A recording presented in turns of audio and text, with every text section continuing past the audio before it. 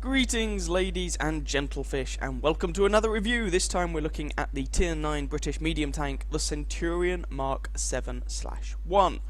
As always, start off with a little bit of history. As I mentioned in my Centurion 1 review, the Centurion tank was a machine that was conceived toward the end of the Second World War. It came into service in 1945. It wasn't really in time to get any action in the war itself, but was the Great Britain's main battle tank. Too many mains in that. In the post-war period. And it went through a variety of different iterations. It started off life with a 17-pounder gun. It got its turret upgraded, got the gun upgraded to a 20-pounder gun. And as it continued in life, eventually, of course, there were the Soviet military parades that showcased the IS-3, and that made the British and Americans rather nervous, and the British thought that the 20-pounder gun probably wouldn't be able to stand up to the IS-3. And so they decided to further up armour and upgun the Centurion, giving it stronger armour and whacking the Royal Ordnance L7A1 105mm gun into the turret. And this is basically the eponymous 105mm gun you find on all the NATO main battle tanks of this period. And it seems to have been true since this period as well, that if you are a Western power and you are looking to have a gun that goes in a tank, you are either Germany and you use a Rheinmetall gun, or you're the United Kingdom and you use a Royal Ordnance gun, or you're someone else and you use a custom-built version of one of the aforementioned guns. The Royal Ordnance and Rheinmetall 105 and subsequently 120mm guns do really seem to have been the market leaders. So this is the L7A1. This is basically the original gun that was subsequently modified and fitted to the M48A1 pattern, the Type 61, the STB1, the AMX30, the Leopard, the list goes on and on. And of course the British, with their Centurion, had taken a slightly different design philosophy compared to the Germans with the Leopard, for example. The Germans and the French, among others, had decided that armour was irrelevant, so they were purely going for mobility. The armour was only there to hold the crew in and keep out handgun bullets, well, you know, small arms fire. The British had come to a different conclusion. They had decided that armour still had a place, because not everybody shooting at you was going to be firing heat ammo or have guided missiles. And so their stipulation was that the armour of the Centurion should be able to protect the crew from light and medium artillery. And of course, as time goes on, artillery gets better, and so the armour gets upgraded. And so you'll notice, for example, in game here we have a 120mm upper frontal plate. Anyway, it's quite enough of history. Oh no, I will quickly mention, of course, that although the British were paranoid the 20-pounder wouldn't be able to hurt the IS-3, it turns out it would have been able to hurt the IS-3, but of course when you just see this fancy new tank in a military parade, you don't have a load of data sheets telling you its exact armour thickness. And so, you know, you fear the worst. Anyway, what is it we get in game? Well, this is, of course, a medium tank, as classified in the game, although you have to bear in mind that it wasn't designed as a quote-unquote medium tank. The British never designed anything as a medium tank. It wasn't designed as a quote-unquote cruiser tank. This was a main battle tank from conception, or a universal tank, as it was referred to at the time. 1720 hit points. I think that's a pretty respectable amount for a Tier 9 medium tank, actually. If we go and have a look at the M46 pattern, that's 1700, so it's a little bit more than that. I mean, this is a fairly large machine, and so it perhaps shouldn't come as a massive surprise that it gets a pretty substantial hit point pool. I mean, it's not ludicrous amounts, but it's a pretty respectable amount of HP to be carrying around. 950 horsepower engine on a 50, well, in my configuration, 52.5 ton tank, means that although this thing is heavy, it actually gets a power to weight ratio of 18 horsepower per ton. It has a pretty grunty engine in it, which is nice to have. Here we go with the British patented Centurion, top speed limit, however, of 40 kilometers an hour. And so what you find is that in terms of mobility, the Centurion 7 is like the Centurion 1 plus. It's, you know, the Centurion 1 had pretty nice ground resistance values. Certainly not bad values, better than you'd expect for a tank of the size, and a pretty good engine, making it surprisingly agile, but the 40km/h top speed limit limited how fast it would actually go, and the Centurion is more of the same, but with an even better power to weight ratio. So again, considering this tank is big, and this tank is huge, let me just compare it with some heavy tanks to give you a comparison. This is the Centurion 7, and this is a Tiger 2. Yeah, it's the size of a heavy tank. But for such a large machine, in fact, even for a smaller machine, it accelerates well, it turns well, it's actually fairly agile, but it can't do more than 40km/h. So some of those more aggressive medium style positions you can't really safely reach in this tank.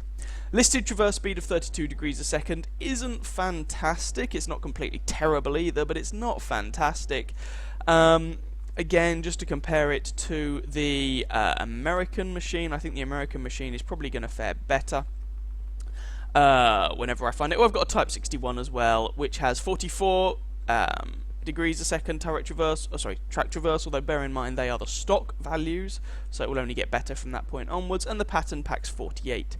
So the listed traverse speed isn't fantastic, but once you actually factor in all the things that affect the traverse speed, ground resistance values, engine power, it actually turns fairly well.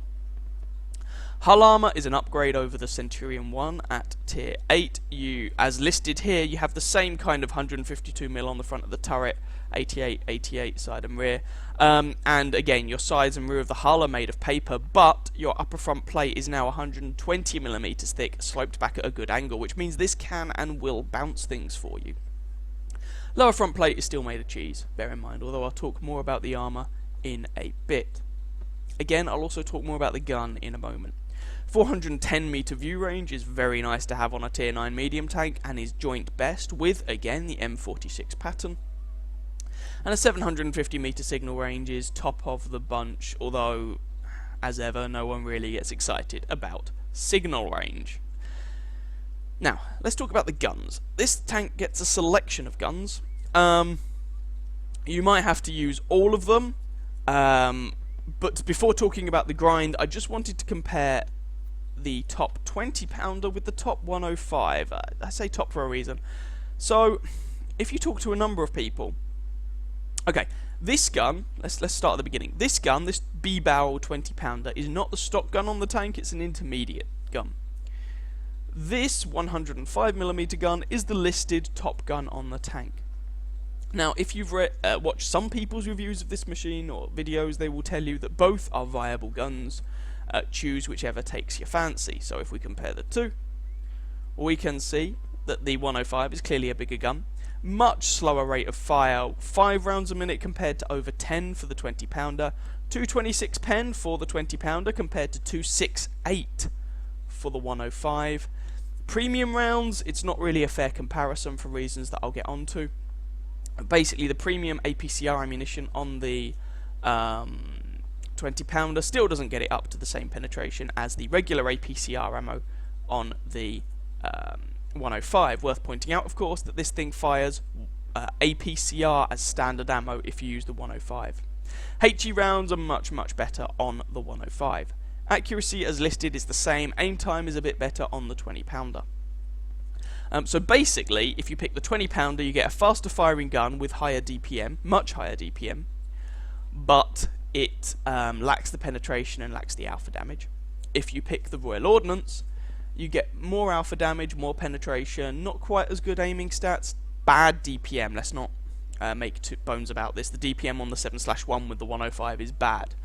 And so some people say you can use whichever gun you want, it's a matter of preference, and I disagree with them. And I disagree with them because if you want to pick the 20 pounder and make this more of a DPM machine, you would be better off playing a T54 or an M46 pattern, both of which have better DPM, better alpha damage, you know, the list goes on. If you want to play a DPM machine, they're simply better.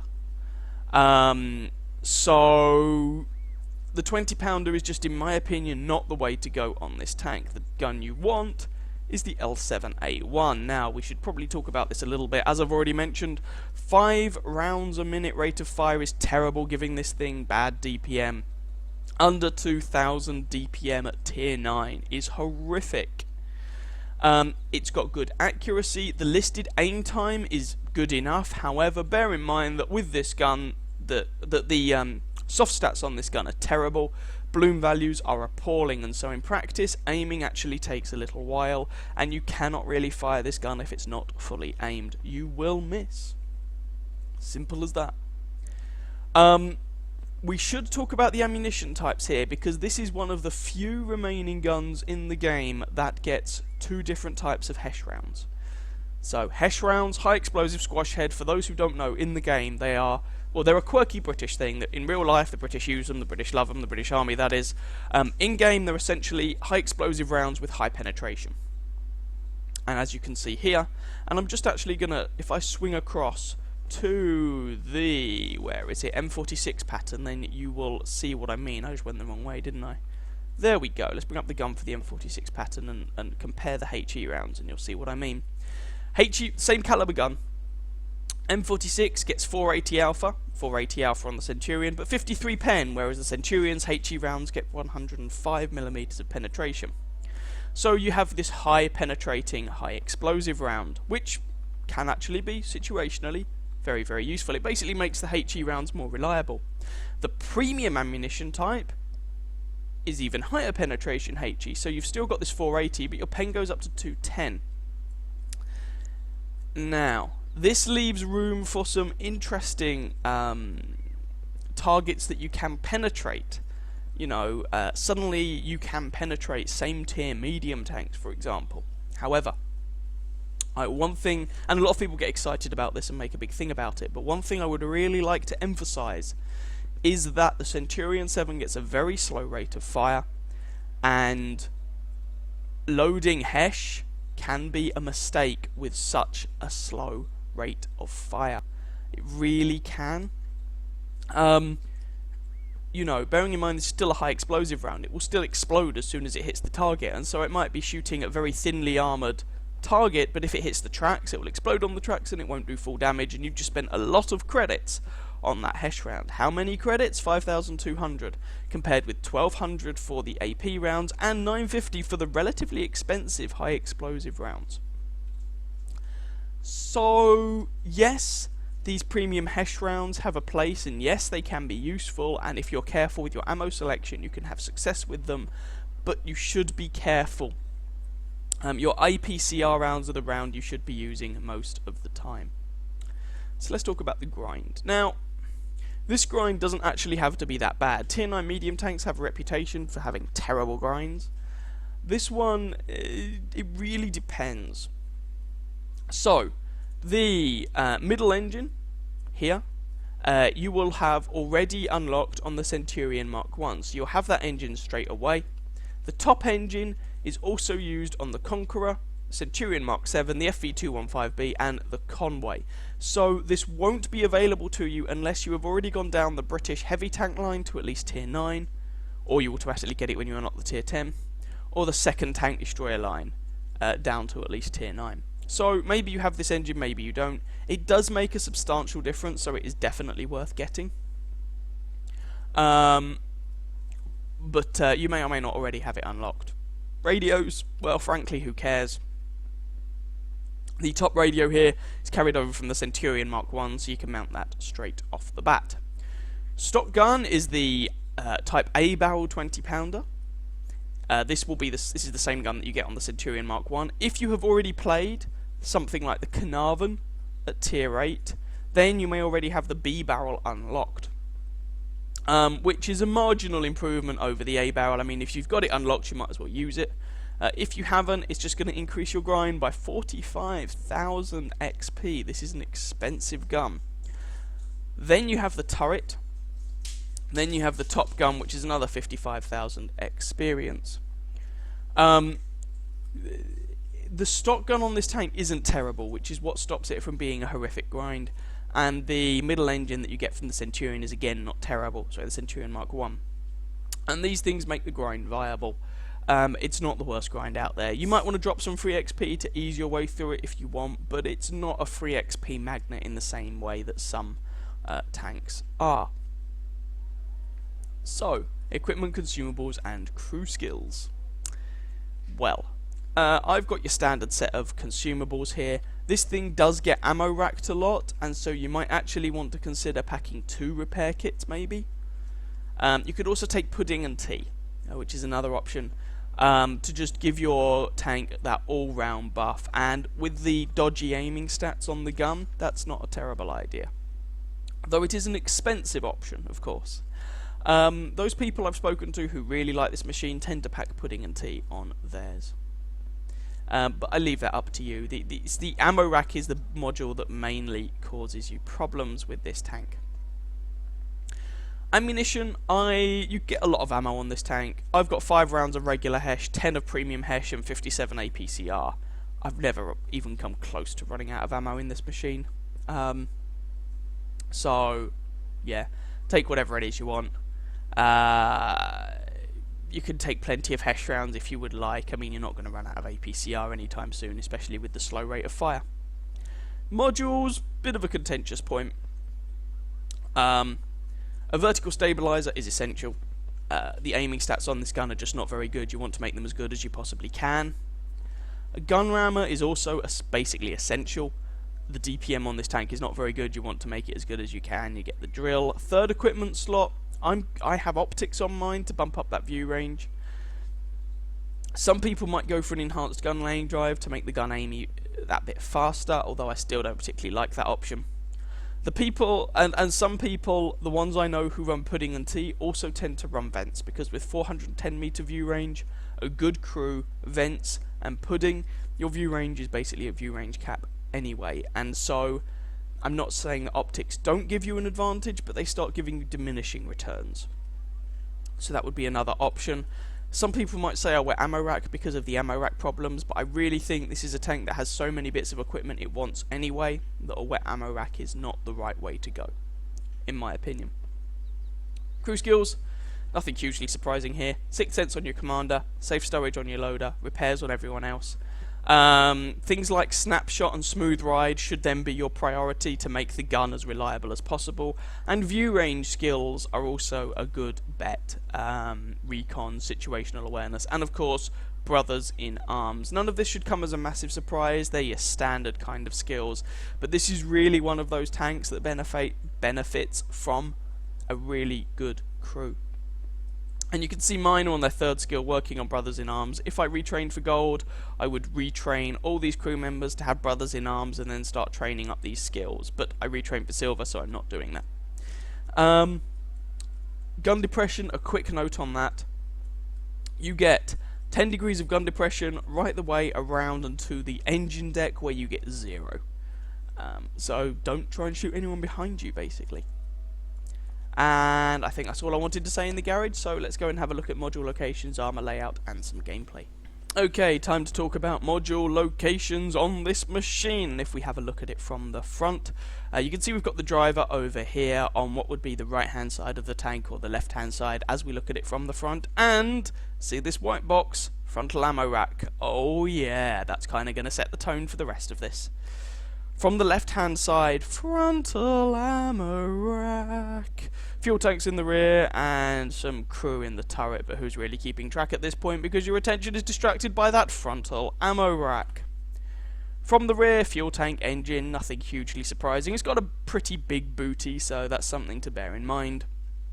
From the other side, of course, you've got the driver, you've got your radio, you've got your fuel tanks in the side, you've got your crew members in the turret. And from the top, it's a big target, a big soft target for artillery, but there's nothing of special note when it comes to the modules from the top. The thing that you really have to know about this tank can be summed up in 3 words. Frontal ammo rack. Now, I should point out, it's frontal and really on the left-hand side of the tank as you drive it. So if you are going to angle this tank or anything, try and show them the right-hand side instead. Better yet, try and cover up your whole hull and just go hull down and show them your turret. Because frontal ammo rack makes all of the Centurions very sad pandas indeed.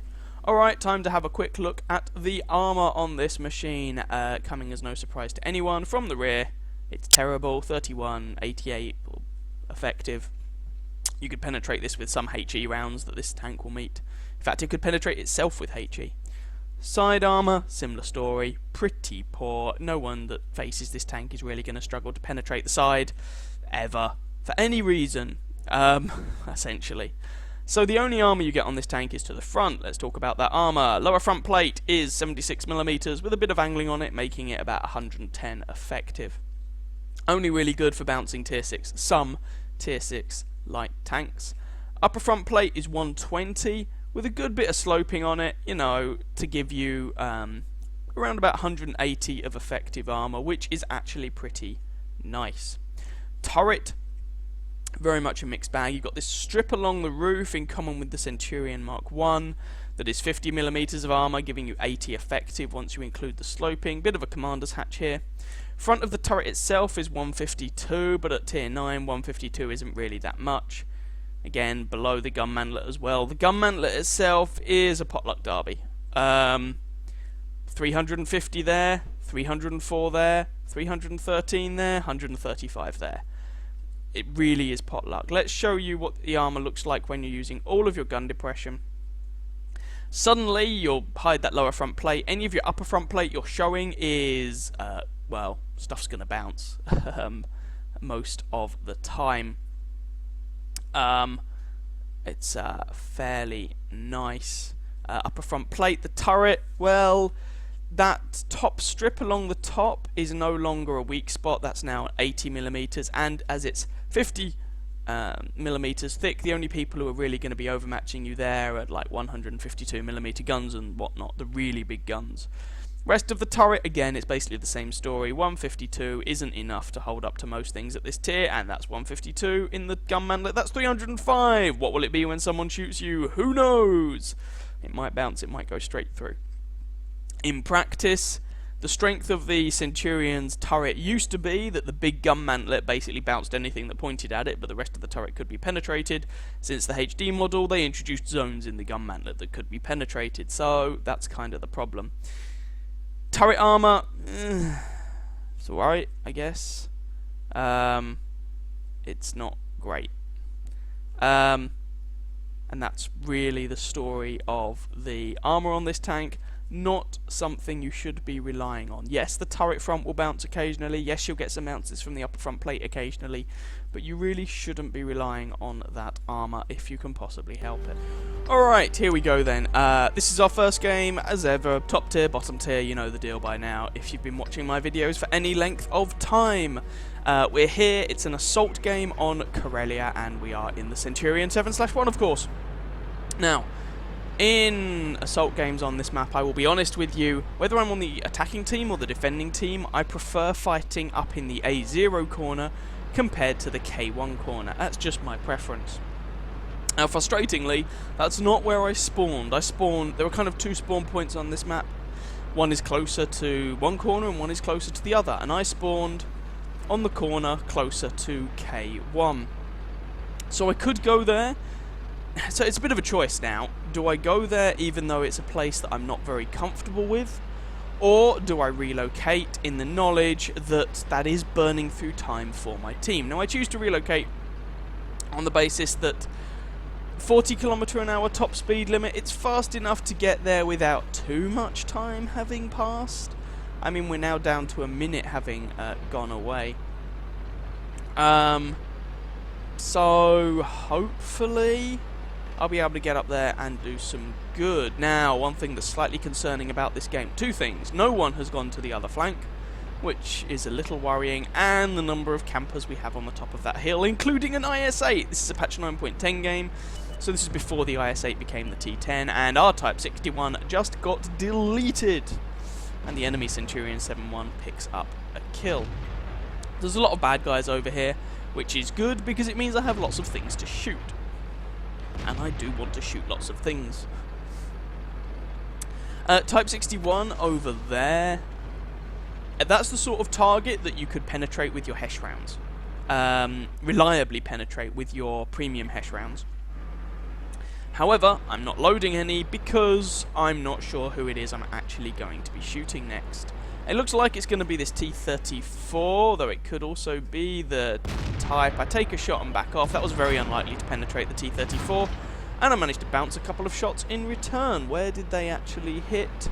One on the upper front plate and one hit the edge of the gun mantlet. So, not a bad start. Centurion Mark 7, and he bounces my return shot. It appears that the turret armor on the Centurions is currently working. Centurion is being rather aggressive and gets deleted for his troubles because auto-loading goodness. There's a T-34. He has the better of this engagement, if I'm honest, even though I'm a higher tier than him. But he's going for our object. Put a shot into him, and there you can see 390 alpha damage. Does really hurt. It's quite satisfying. Hopefully we'll be able to get a second shot into this fellow, and bazinga, there we go, 405, and the guy only has 52 health remaining. However, I'm slightly concerned about this Sparpanzer 1C and the FCM 50-ton. Waffle Thrower takes out the Sparpanzer, and Object 704 takes out the FCM. The enemy Object 704, however, is being rather aggressive, as is that T-34 on the enemy team, who just exploded. Scoreline is 4-2. So, Object 704 actually has some respectable frontal armor, but 268 pain goes right through it. It's not that respectable as long as you can aim your shots. And he is dead. Type 61 down here now. And here, it doesn't matter if I load HE or AP, he'd be a two-shot for me either way. Take the shot, back off, I don't really want to get shot in return. And this is how you end up playing the Centurion 7/1. Pull forward, shoot someone, pull back, and don't let them shoot you while you're on your rather considerable reload.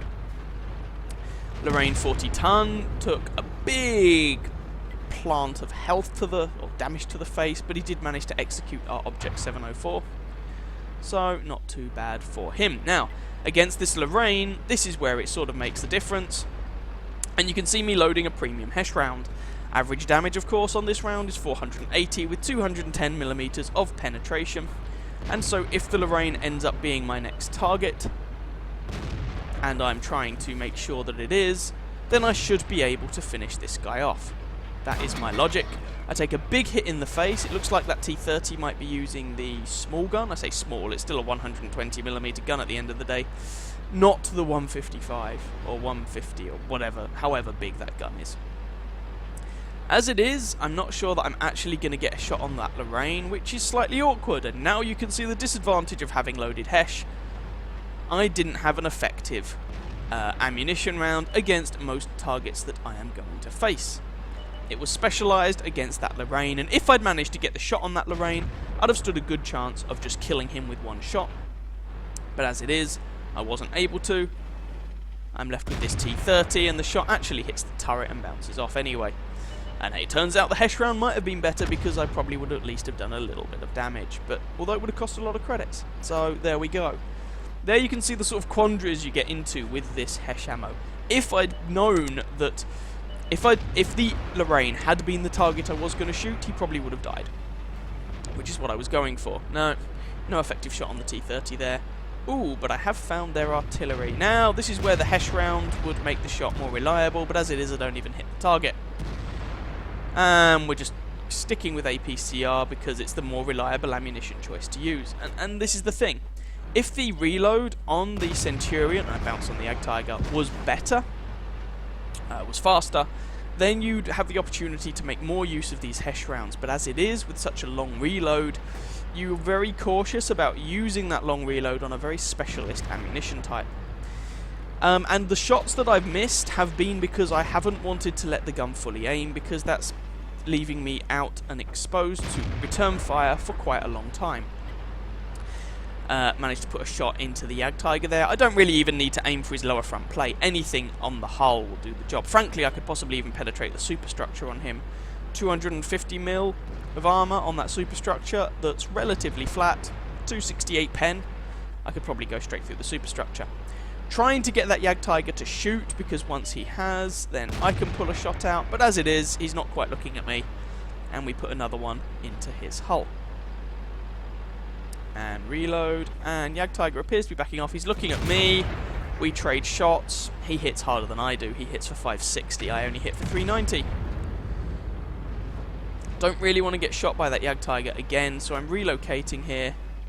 Find the enemy artillery, execute the enemy artillery for kill number 2. And that leaves an E50, T54, Jagdtiger. You know, there's a few guys still left. We've got less than 3 minutes to hopefully secure this game. So, moving up here. Can I shoot this Jagdtiger again? Oh, looks like I might be able to. Let the gun aim. It looks like he's noticed my presence. Take the shot and back off. Only roll for 336, which is a low roll, but let's not worry too much about that. One more shot should finish that Jagdtiger off.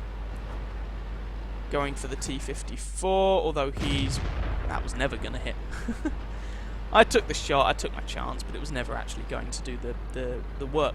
And you can see here, if you let the gun fully aim, then voila, you can do damage. But if you do not let the gun fully aim, you won't. It just won't do what you want it to. Either way, put the shot into the T54, the T30 dies, we lose our Super Pershing, but it's not the end of the world. The Jagdtiger has already died, so there's only 3 of these fellows left. And there's the Waffle Thrower. And, I mean, this is the reason why I use coated optics on this tank. You spend so much time poking up over ridge lines that with 410 meter view range, you can get really good spots. And combine that with the fact that I'm not using pudding and all that jazz, I would rather take the enhanced view range. Put a shot into the SU-122-54 and back off. Reload the gun. Heck, I can even take a shot from the SU at this point, but he shoots at someone else.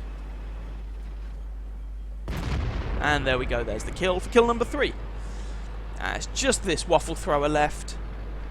And you can see I'm loading my regular HESH rounds here with over 100 penetration. The regular HESH round should be enough to penetrate this guy, if I can get there to do the damage. But there's so many people closing in on this fellow, I'm not sure if I'm going to be able to. Come on, Waffle, hold out just that little bit longer. Oh, someone, it looked like they flubbed a HE round into him. Now he's on low enough health that it really doesn't matter, and I actually go in for the ram kill. Because why not? It amuses me. And that is the game. So let's go and have a look at the results. So that was enough for First Class Mastery, Fighter, Spotter, and Fire for Effect ribbons. I went in for the ram there, partly because it was amusing, and partly because I had a mission at the time to nail an enemy vehicle by ramming them in a medium tank. So I did. 4,243 damage done, 4 kills, 1,212 base experience, puts me at the top of the team by XP. And in terms of damage, only second to that T54 autoloader. 18 shots fired, 15 hits, 12 pens. Those that didn't hit or hit but didn't pen were because I wasn't fully aiming, essentially. And I wasn't fully aiming because I didn't want to get shot in the face. And I didn't want to get shot in the face because the turret armor got nerfed with the HD model. You can see how all this is going. 4 hits received, 2 pen, 2 didn't, 790 damage blocked by our armor, damaged 8 enemy tanks, killed 4, and got 2,440 assistance damage into the bargain, which is what gave me that pretty nice XP score. Was running a premium account at the time, so I made a 40,000 credit profit. With a regular account, I still would have made a 16,000 credit profit. So as long as you're doing the damage, and if you're getting some assistance as well, you can make a respectable profit even at tier 9 with a standard account, but don't rely on that all the time. This is not a particularly cheap tank to run. So there we go, top tier game. Let's go and have a look at a bottom tier game. Here we go then, tier 10 game, and we're here on Serene Coast. Now there's only 2 tier 10s on each team, so although it's a tier 10 game, the matchmaking could be worse in all fairness. We have a pair of German tanks, an E100 and a Jagdpanzer E100, and the enemies have an IS-7 and a T110 E5.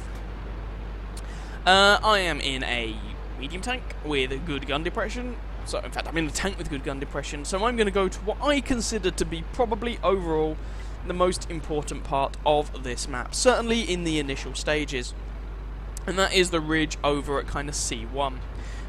Now, the one thing you're not going to see in either of these replays is how this thing takes artillery shells.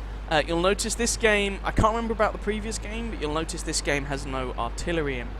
In common with most of the other British tanks, the thin side and roof armor, the tendency to like to go hull down, and the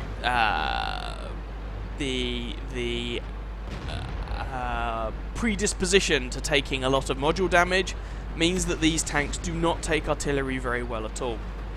Artillery sneezes in your general vicinity, and you suddenly find yourself taking a shed ton of damage and feeling like a very sad individual indeed. So, yeah, there is that. I just wanted to quickly mention that these are not artillery-friendly tanks.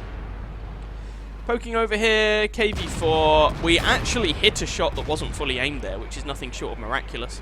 IS-7 shoots me, but only takes out my gun, which is nice. And we're really kind of pushing this here.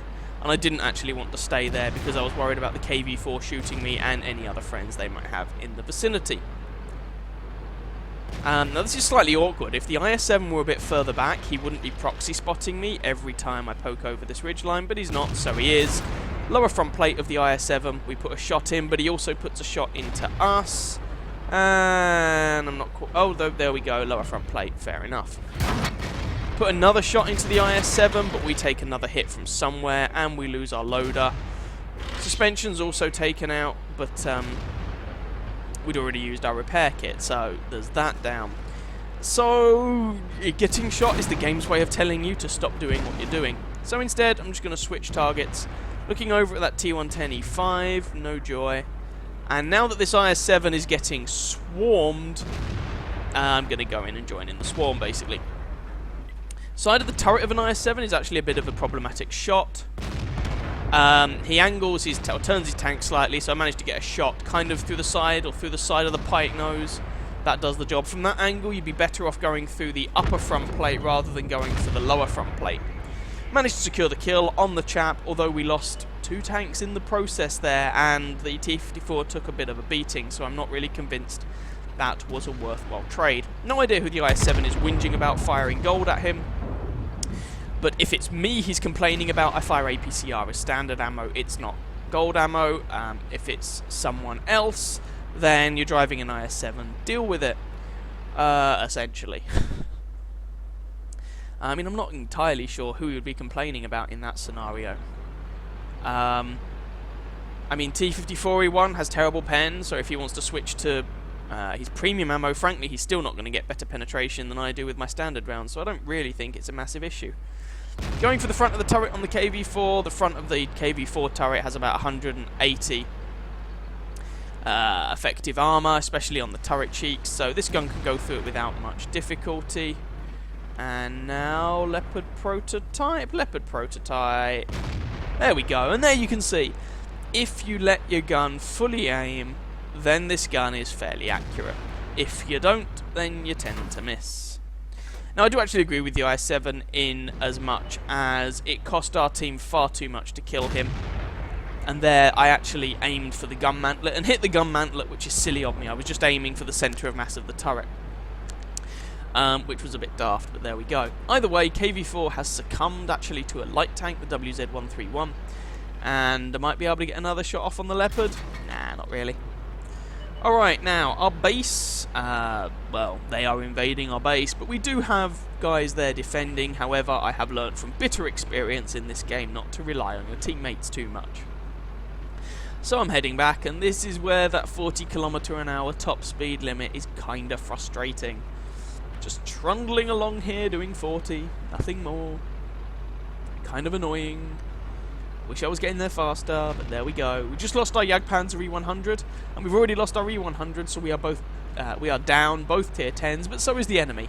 They've lost both their IS-7 and their E5. And this, of course, is the post-buff E5. When it received its HD model, they buffed the armor. You can argue about whether it was intentional or not, but that's all rather irrelevant. They did it. And so I'm glad that he's dead and I don't have to face him. E5s are a bit of a pain from the front. I know theoretically how to kill them, but it very rarely seems to work out that way in practice. Anyway, Centurion 7, E75, Leopard prototype, and an E50, sorry, a T30, why did I say E50, were all last spotted over there toward our base, but I don't seem to have a good shot on any of them. I don't really want to close the distance because the Centurion is not a close-range brawly tank. It's very much a long-range snipey tank. Can't get any shots off on the tier 9 waffle thrower either, but I might be able to finish off this Centurion or something by catching them roughly from behind. So I'm just seeing if I can do anything like that. Ooh, E75 might be able to shoot him. Or not. He's dead. So that just leaves the Centurion and the Leopard. Oh, and possibly a T-30. There's the T-30, so might be able to surprise some of these guys. They kill our Waffle Thrower, but cooey. And there's that gun for you. Aim at the rear of the tank, take out the tracks. Sometimes this gun is very frustrating. That shot was not fully aimed. No, it wasn't, but you were at very close range. Yeah, but it wasn't fully aimed, and that's the point. Now, as it is, it doesn't actually cost us much, as I'm able to execute the Centurion anyway without taking any damage in return. But that could have been problematic, and this is the thing.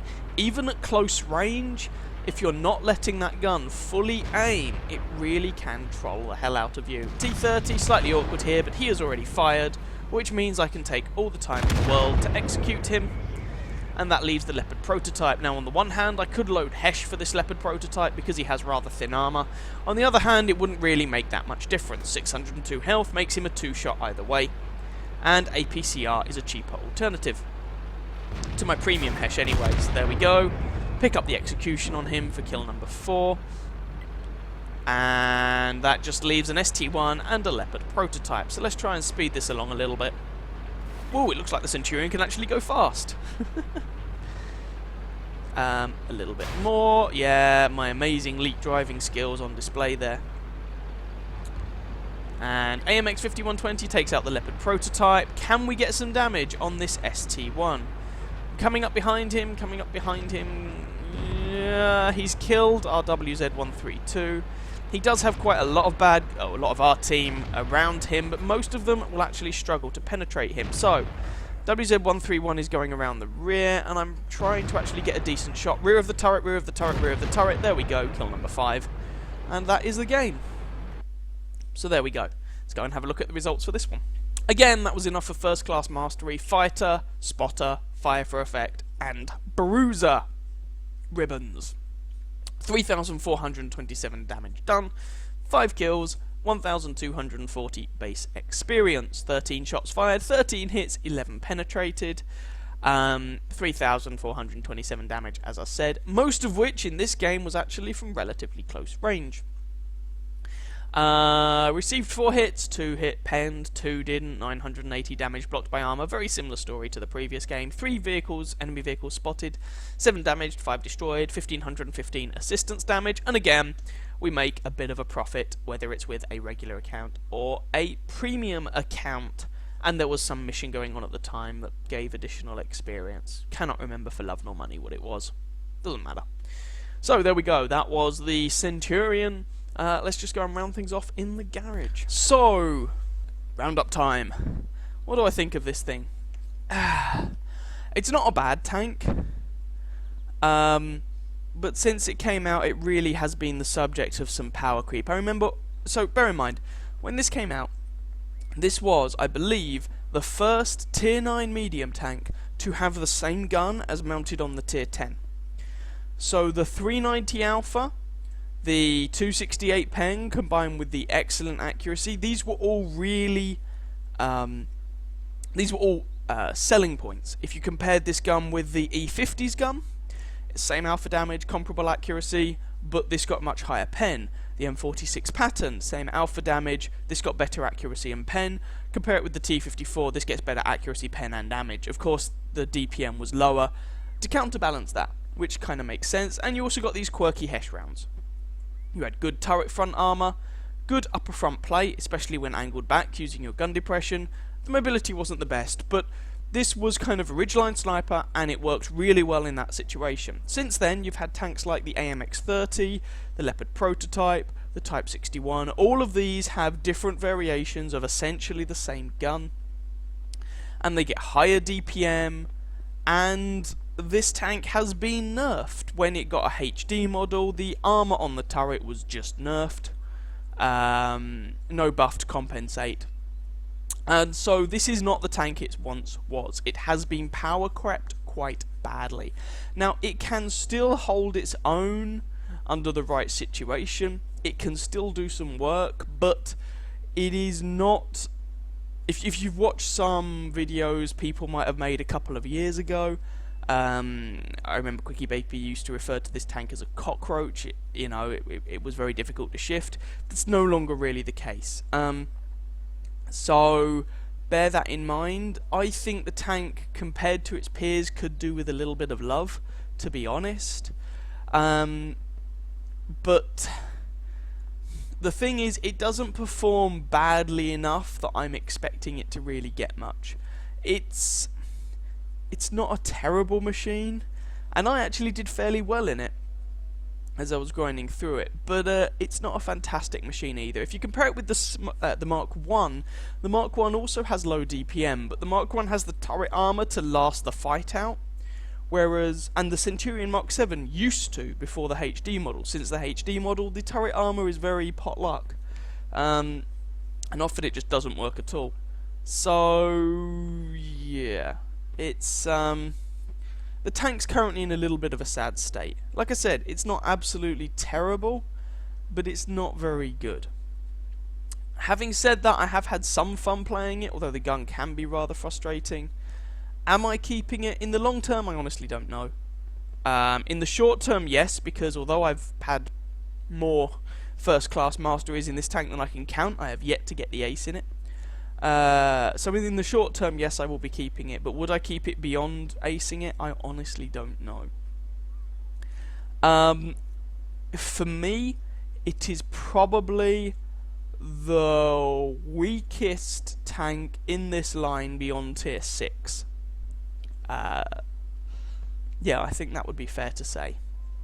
Cromwell, great tank. Comet, not everyone likes it, I really did. Centurion 1, I really like it, I know not everyone does. This, for me, it's on that cusp. It's not as good as either the Cromwell, Comet or Centurion 1, for my opinion. But it's not terrible, so I honestly don't know if I'm keeping it or not. Anyway, hope you guys enjoyed that review, possibly found it vaguely informative. If you did, by all means feel free to catch some of my other videos and or subscribe to my channel, and I wish you very happy hunting on that battlefield. Ciao ciao.